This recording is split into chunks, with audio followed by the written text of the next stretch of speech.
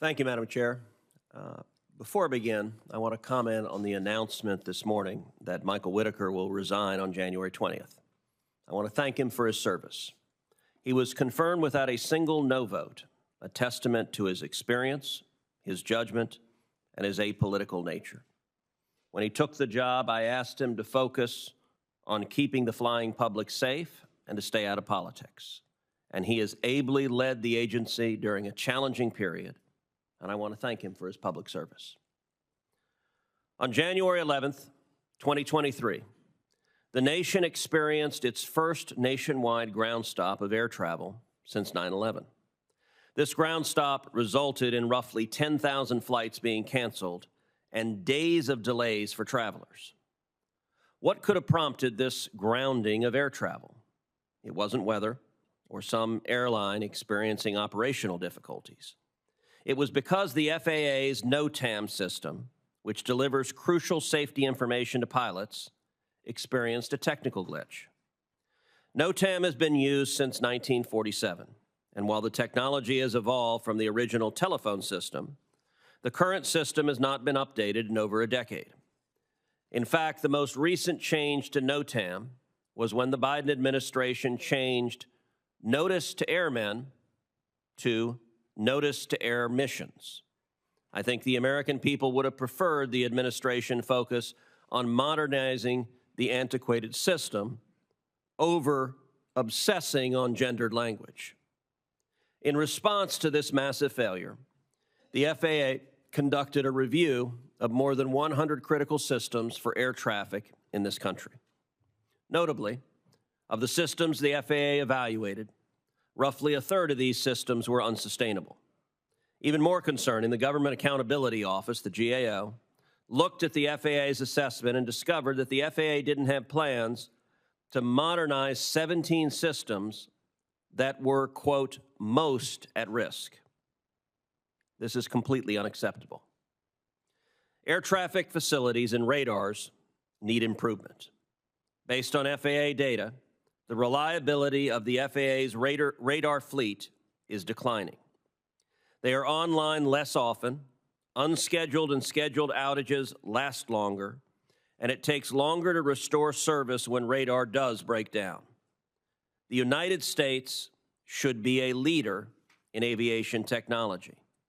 Sadly, this is often not the case.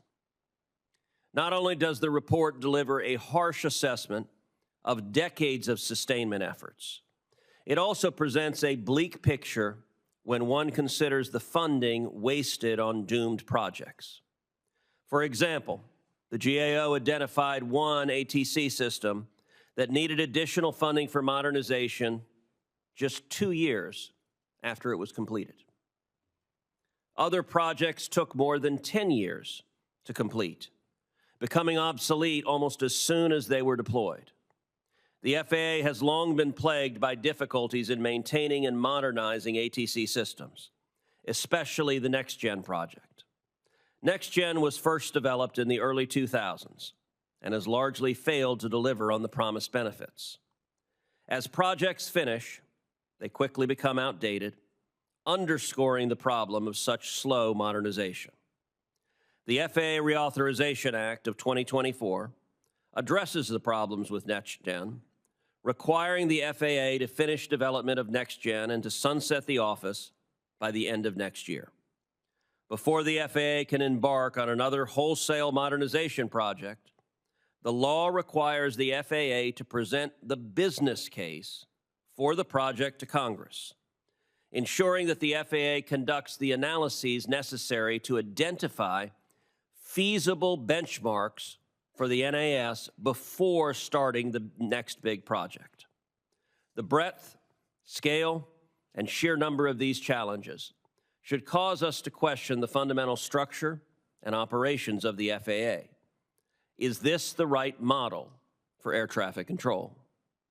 Experts across the political spectrum agree that there is a need for stakeholders to come together and discuss the path forward.